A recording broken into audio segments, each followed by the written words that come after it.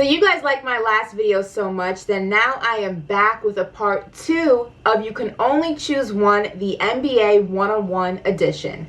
Now, if you didn't watch my last video, you're not going to know the rules, so go back and watch the video. I mean, come on now, give me the views. But just in case, I'm going to go ahead and give you a refresher anyway. The name of the game is this. I have a variety of one-on-one matchups, and I have to pick which person I think would take the crown and why.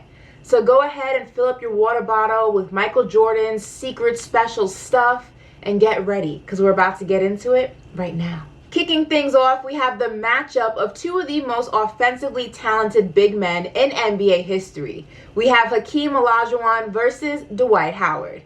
Now, like I said, both offensively talented, but Dwight Howard does have some limitations to his offensive abilities, like the ability to create his own shot. So this time around, I have to say that Superman is no match for the Dream Shake. I gotta roll with Hakeem. You gotta put this one on pay-per-view. Put it on pay-per-view. We have Vince Carter versus Julius Irving. First of all, this would be like the slam dunk competition. This would be so much fun to watch. Can we get this somehow, some way, please? But listen, I don't really have a reason. I may be biased for this, but I gotta go with Dr. J because he's a legend. He's the blueprint that Vince Carter followed, and you always gotta go with the original. Dr. J, you're taking this one. Let's go. Let's just call this one a shootout because these two players are sitting in the top 5 of all time in three-pointers made. Yes, made, not attempted. It's Reggie Miller versus Ray Allen. Now, as much as it pains me, Reggie Miller does have the edge on Ray Allen in this department because I do feel like he's more defensively talented and solid. And ultimately, I feel like his shot may be a little bit more pure. So as much as it pains me, like I said, as a Knicks fan to say it, I gotta roll with Reggie Miller on this one. This one's for the Banana Boat crew. It's LeBron James versus Dwayne Wade. Now, the friendship of these two would definitely make it fun because there's a lot of conversation that would be going on. And D-Wade definitely has the athleticism and that slashing ability above LeBron. But LeBron has the physical dominance. He's stronger. He's more of a physical specimen, if you will. But at the end of the day, shooters shoot, and D-Wade can shoot. So I'm rolling with him to take this one.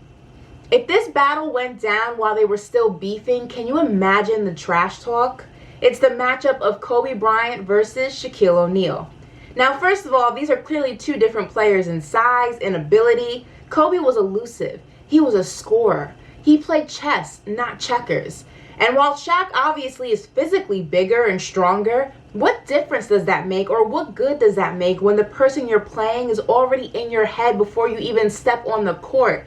That was Kobe, on top of the talent. So therefore, he takes this every single time by a mile. We miss you, Black Mamba. The game's not the same without you. The matchup between an athletic point guard and a really, really fast one. It's Derrick Rose versus John Wall. Now, the display of athleticism we would get in this matchup would be excellent, especially around the rim. It would be great basketball. But at the end of the day, when we really got to the logistics of the game, Derrick Rose's all-around game would surpass John Wall's speed every single time. But the games would be pretty damn close. Like I said, though, at the end of the day, can't count out Rose, especially in his prime. Gotta give it to him. In this matchup of David Robinson versus Tim Duncan, aka the Admiral versus the Successor, here's the thing. David Robinson only has height on Tim Duncan. That's his only advantage here. Because Tim Duncan's fundamentals as a player overall would win every single time in a matchup between these two. And that is why I'm giving it to Timmy. It's that easy. The one-on-one matchup of Chris Paul versus Darren Williams. Two of the best point guards, I think, to ever step foot on an NBA court, so we obviously would get beautiful basketball. And Williams definitely has a size advantage over CP3, but CP3, I think, is a better ball handler, ball facilitator, ball manager, if you will, and that's the job of a point guard, to orchestrate the game.